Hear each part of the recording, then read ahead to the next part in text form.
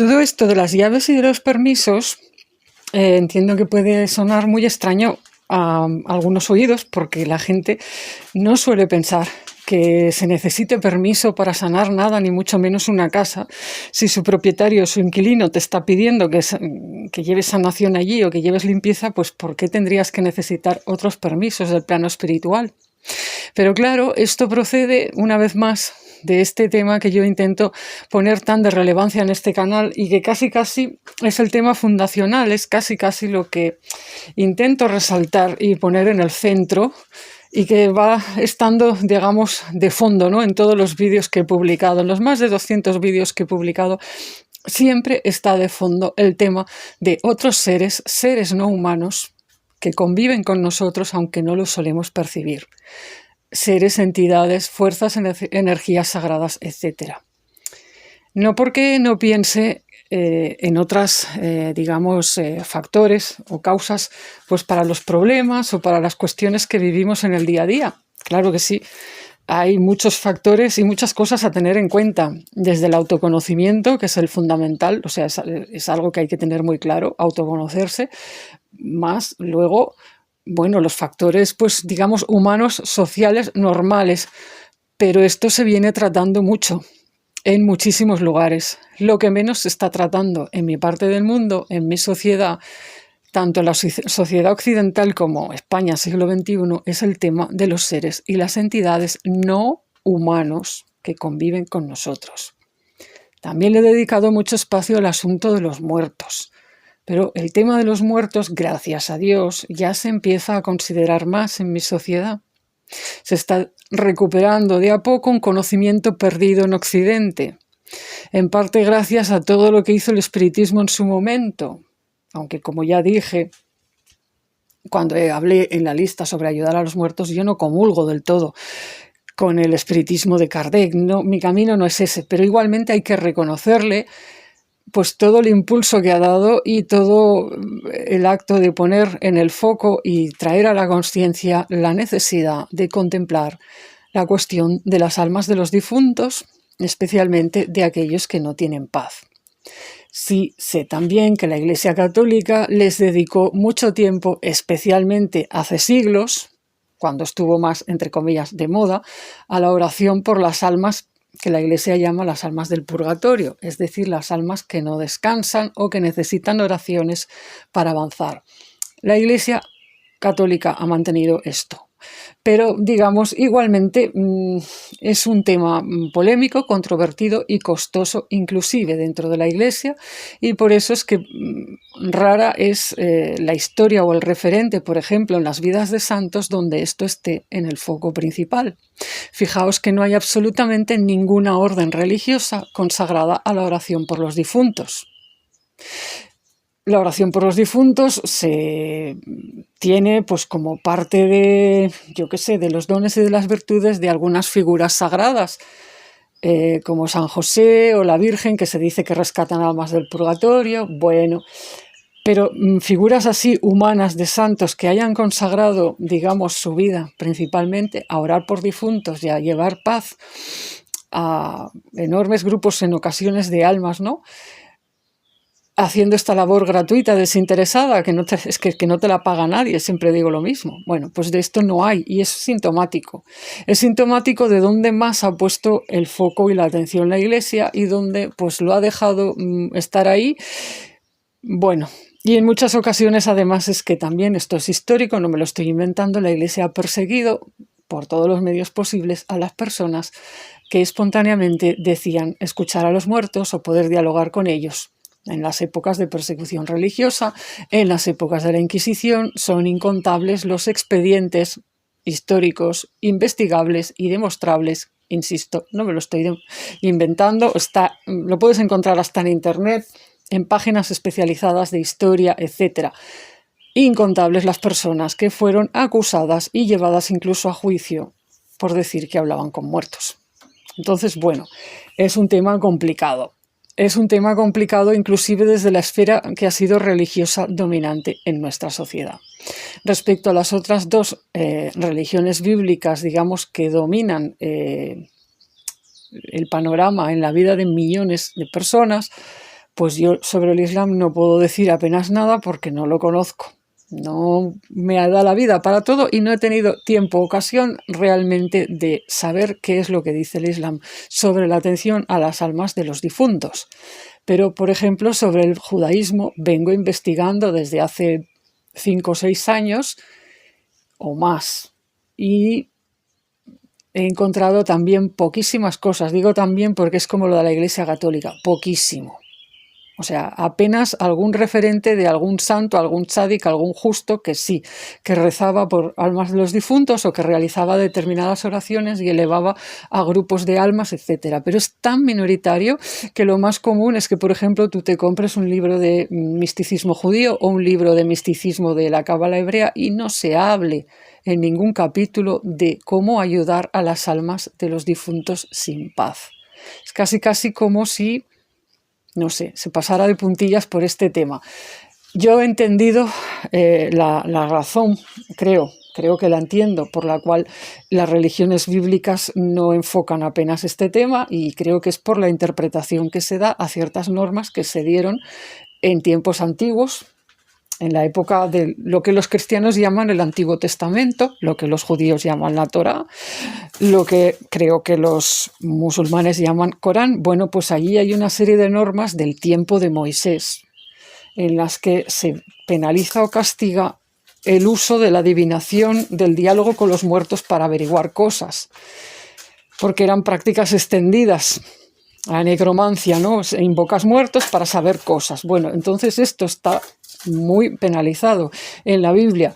Yo creo que por el temor de desembocar en prácticas de este tipo, las 3 religiones bíblicas se han abstenido de tocar el tema. También, pues supongo, por lo peligroso que se ve, ¿no? Pero como sea, el caso es que todo el tema de las almas de los difuntos que están en muchos lugares, a veces demandando, pues eso, atención, demandando ayuda o influyendo un lugar, pues con sus traumas y sus dolores, bueno, pues este tema está prácticamente virgen, entre comillas, y no solamente eso, sino que hay una acumulación progresiva de más y más y más almas necesitadas de ayuda y en muchas ocasiones traumadas, que, bueno, esto está llegando a unos niveles que, bueno, que para las personas que somos sensibles, en ocasiones casi hay lugares y ambientes que se hacen irrespirables, pues por la gran acumulación que hay y por las poquísimas personas que saben más o menos qué hacer con esto y que se dedican de manera desinteresada a ir aportando sanación a determinados puntos o almas. Bueno, igualmente, vuelvo a lo que estaba diciendo, seres no humanos, porque los muertos son humanos, son almas humanas. Entonces, si ya con el tema de los muertos tenemos todas estas dificultades como sociedad y los tenemos, digamos, aparcados, pues ni que te digo, de las almas o los espíritus que no proceden de almas humanas, que no proceden de personas que hayan muerto o hayan vivido. Y de esos hay montones. Montones, no es solo pensar, no, los espíritus de los animales que conocemos. Son espíritus de la naturaleza para los cuales no tenemos ni nombre. Hay un montón de especies de espíritus no humanos que están conviviendo con nosotros en este planeta y no los conocemos. Y ellos habitan muchos lugares y a su manera son sus dueños. Tal como, por ejemplo, si tú te vas a un lugar del bosque donde hay un hormiguero enorme, las hormigas se consideran las dueñas de ese lugar, están allí habitándolo desde hace quién sabe cuándo y tienen allí hecha su casa, sus galerías subterráneas y bueno, si tú te sientas allí te van a atacar porque te van a considerar una intrusa en su espacio, porque son las dueñas de ese espacio. Entonces, lo que sucede en el plano espiritual es igual. La espiritualidad que a mí se me ha enseñado es una espiritualidad que está completamente en armonía con lo que es la naturaleza. Porque Dios es el mismo que crea la naturaleza. O sea, nosotros formamos parte de la naturaleza.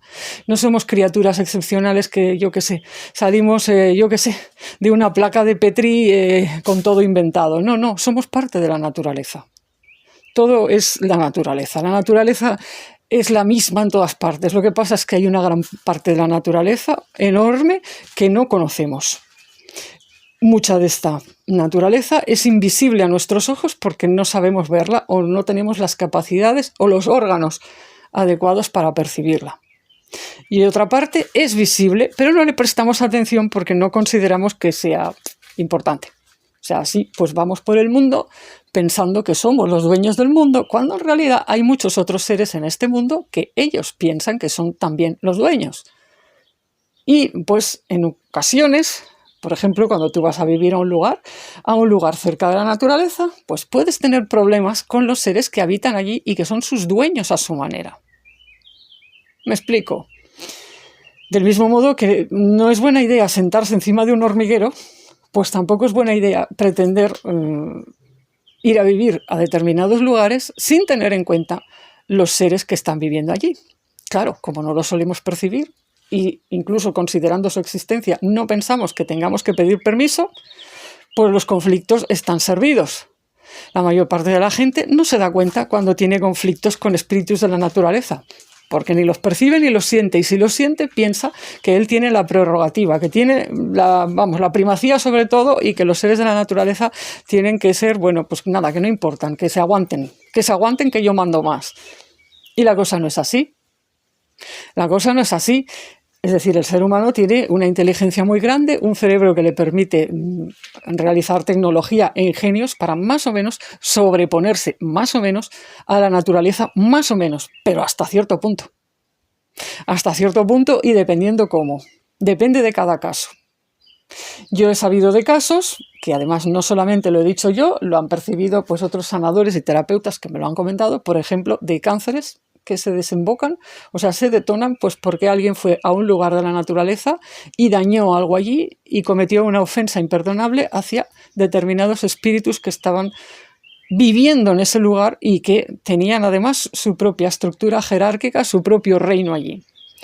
Desbarataron, o sea, unos seres humanos fueron allí, desbarataron algo y hubo espíritus de la naturaleza que en un sentimiento de autodefensa y de justicia legítima fueron a atacar a ese ser humano.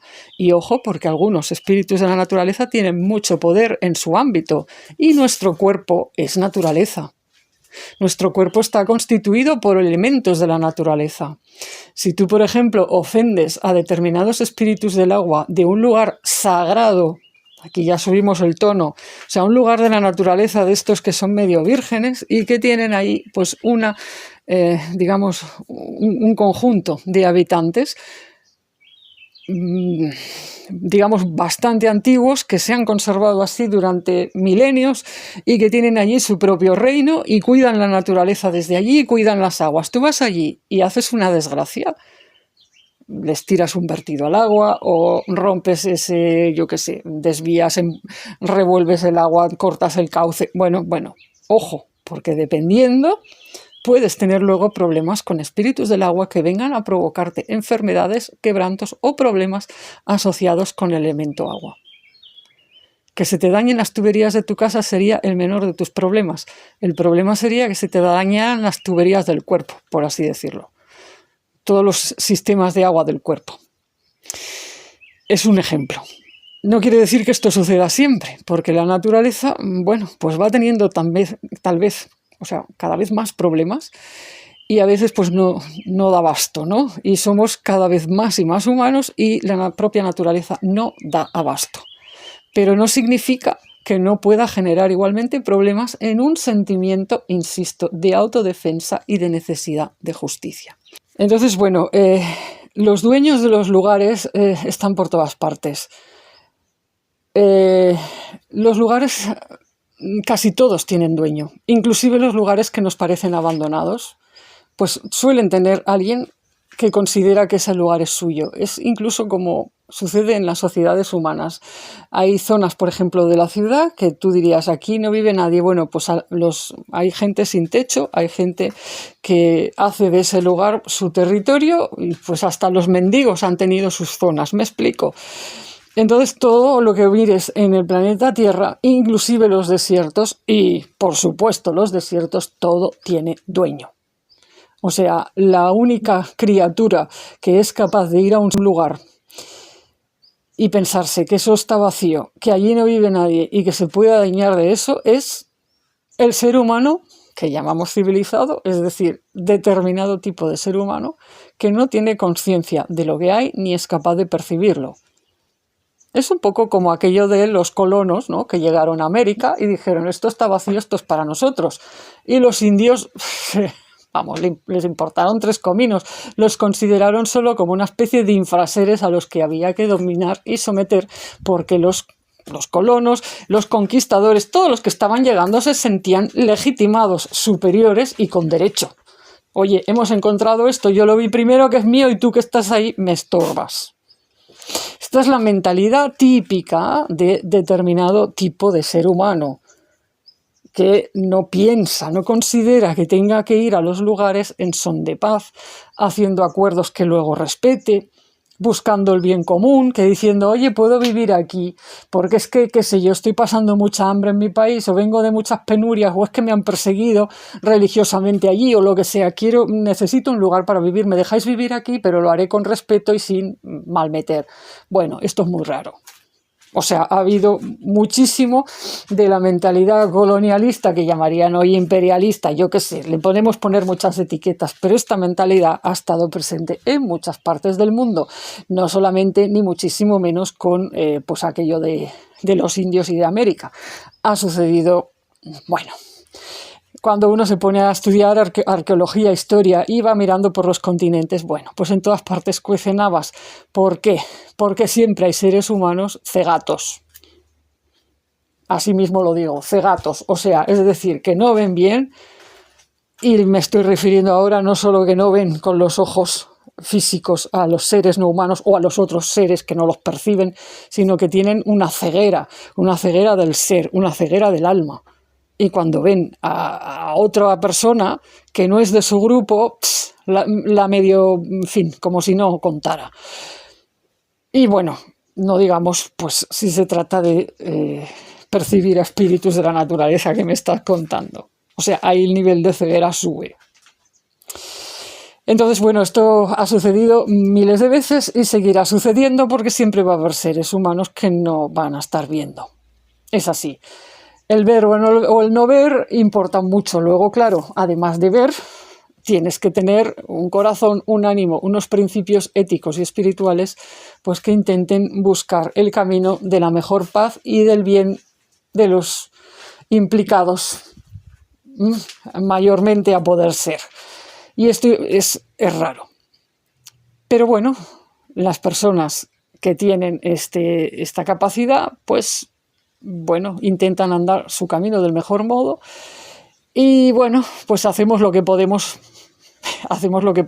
Una de las cosas que a veces hay que hacer es tratar de aportar conciencia al conjunto hablando de estas cuestiones. Bueno, volviendo al tema de los lugares y de las casas.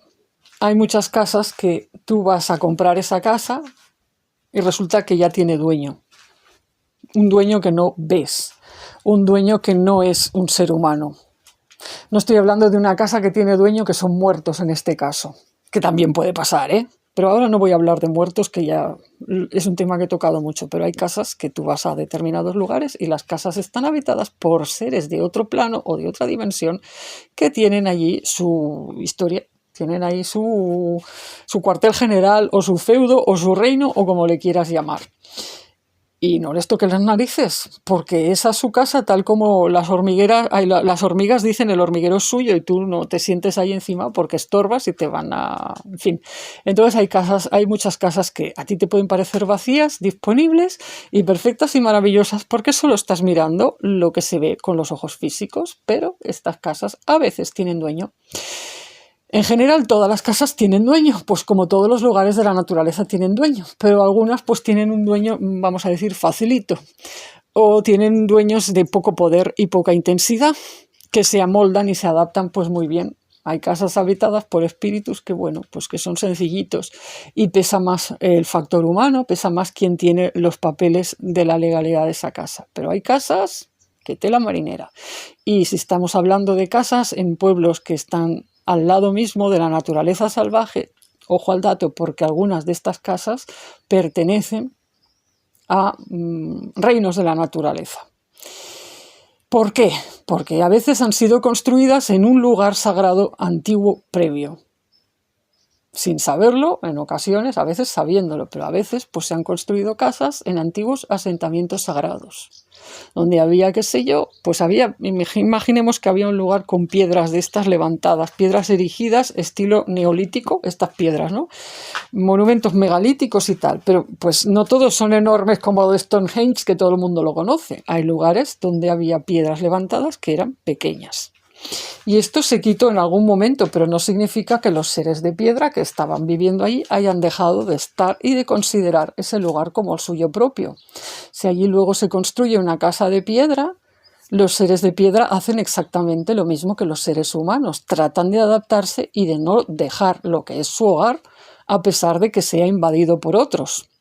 Se sienten colonizados y pasan a vivir una especie de sensación de opresión, pero no significa que se vayan a marchar sí o sí. Buscarán la manera de seguir viviendo, esta vez a través de las piedras de esa vivienda, y ejercerán una influencia en sus habitantes. Si tienen suerte, los habitantes se armonizarán con los espíritus de los seres de las piedras sagradas de ese lugar y habrá pues como una especie pues, sí, de armonía o de simbiosis, y aquello más o menos continuará siendo un lugar sagrado, aunque ahora completamente invisible, su sacralidad a ojos humanos, y enmascarado o oculto pues tras unas casas o una casa. Pero pues bueno, ¿qué pasa si esa vivienda luego pasa a ser ocupada por personas que van en contra de, digamos, los intereses o los principios espirituales de esos seres de piedra?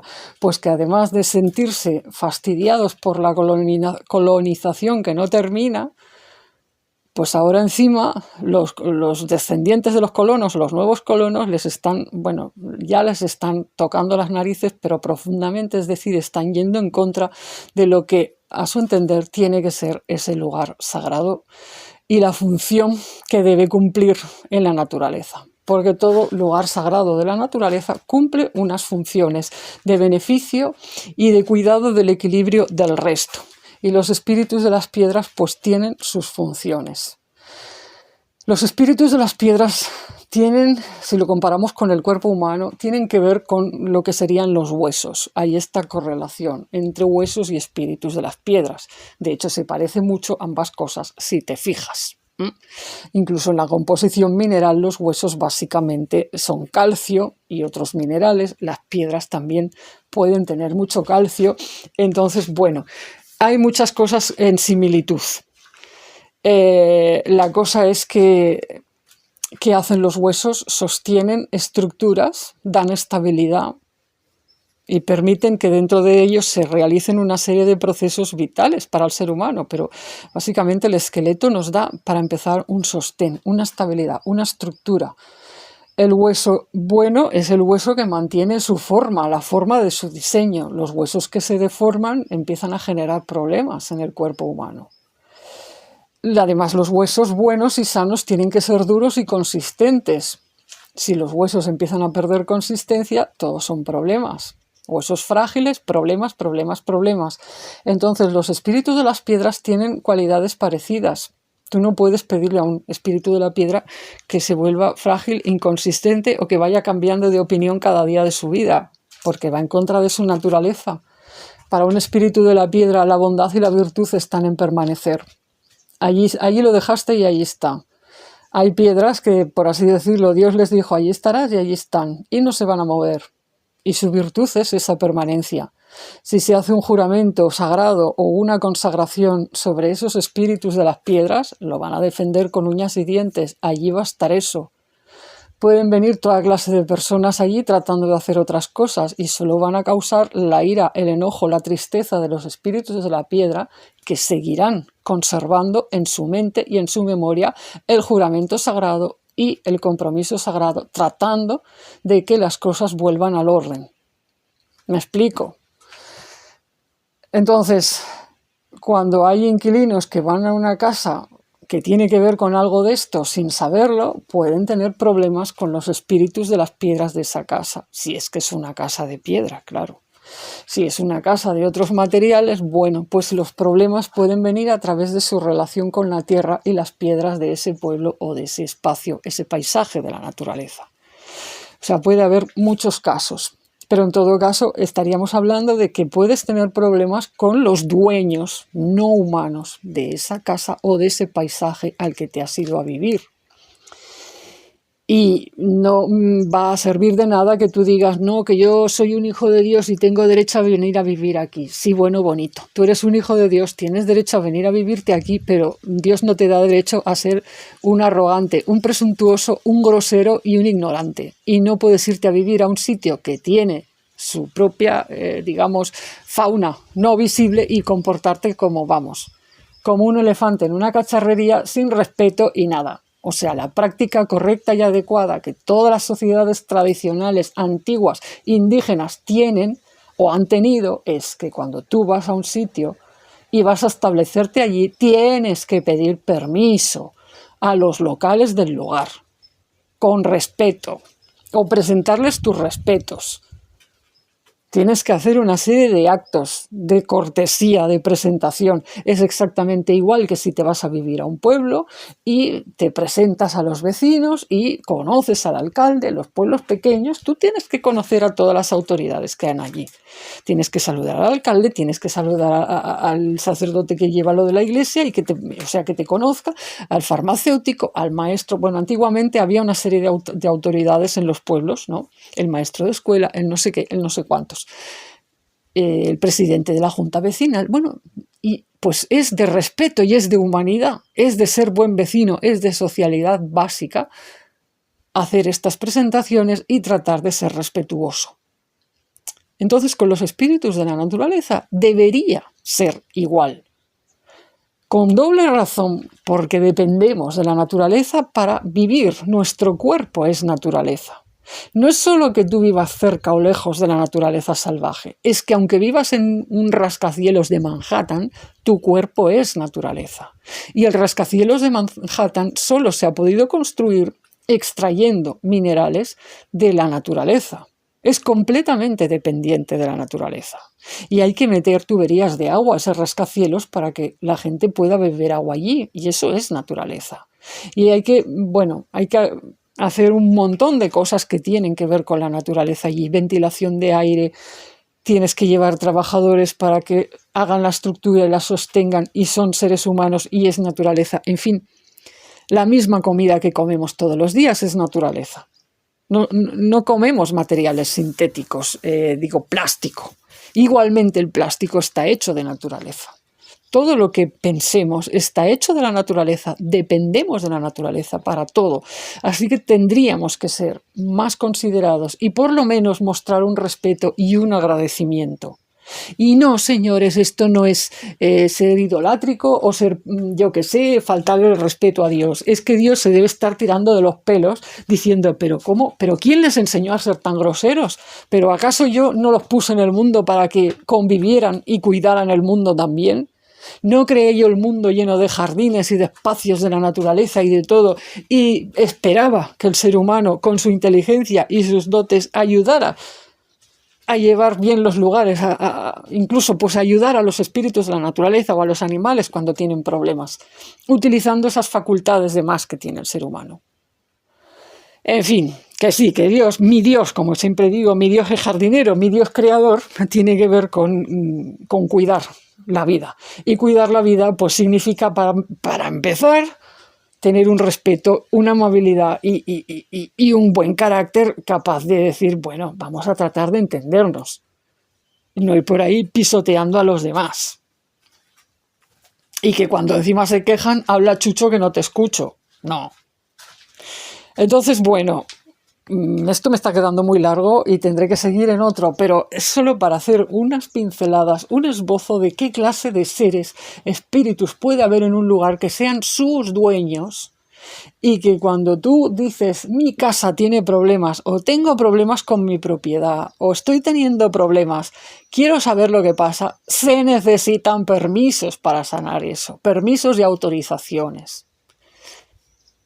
Pues esos permisos y esas autorizaciones tienen que ver con todos estos seres no visibles normalmente que son dueños de un espacio. Dueños de un espacio, pues, bueno, de la misma manera que nosotros nos consideramos dueños. O sea, digamos, dueños desde su punto de vista, pero están allí. Están allí porque forman parte de la naturaleza y Dios se lo permite porque Dios permite a cada ser que busque su lugar y su acomodo, su hogar en la naturaleza. Lo que se espera es que convivamos, no que exterminemos todo para vivir solo los humanos en el planeta. Entonces cada ser hace su casa donde le es más natural hacerla. Claro, a veces hay tensiones y conflictos. Si en tu casa pues, se adueñan de ella las ratas, bueno, tienes una legitimación para echarlas fuera porque pueden acabar con tu salud y arruinarlo todo.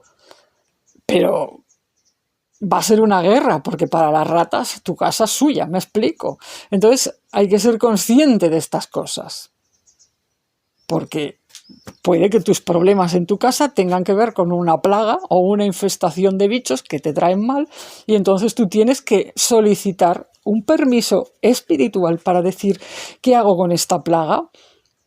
Y ahí se va a emitir, por así decirlo, un juicio, se va a considerar el tema y se va a decir, ostras, si realmente es legítimo que tú estés allí y que hagas un bien allí, pues se te van a dar ayudas para quitarte la infestación o la plaga de encima. Pero ojo al dato que no sea al revés, que te estés comportando mal en un lugar y que se envíe desde el plano espiritual o desde el mundo de la naturaleza una plaga para sacarte de ahí a rastras, porque no te quieren allí. Que eso también puede pasar. Entonces, ¿qué significa tener permisos y autorizaciones? Significa ser capaz de estar abierto a otros planos, ser capaz de actuar con respeto, pedir permiso, pedir orientación y buscar el diagnóstico antes de empezar a hacer movimientos de energía sanadora en una casa. Que como ya he dicho, limpiarla no tiene menor problema, estás en tu derecho, vas a limpiar tu casa tal y cual, pero sanar algo profundo de raíz es otra cuestión. Entonces, bueno, los permisos y las autorizaciones se dan a las personas debidamente autorizadas en el plano espiritual. ¿Qué significa? Bueno, personas que normalmente están abiertas a estos diferentes planos de conciencia e identidades. ¿Por qué? Pues porque si no, pues no va a haber modo de entenderse. Es así. Y en ese sentido, pues no importa el deseo de los yoes, o sea, no importa que una persona lo pida en todos los idiomas posibles, que me des autorización, bueno, te la van a dar si se puede.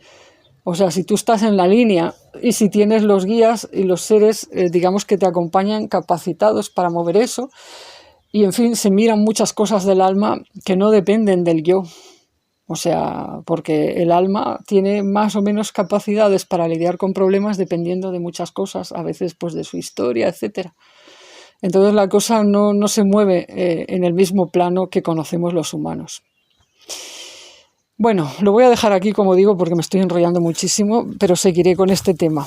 Seguiré con este tema para que se entienda mejor todo el tema de los permisos, las autorizaciones y las llaves.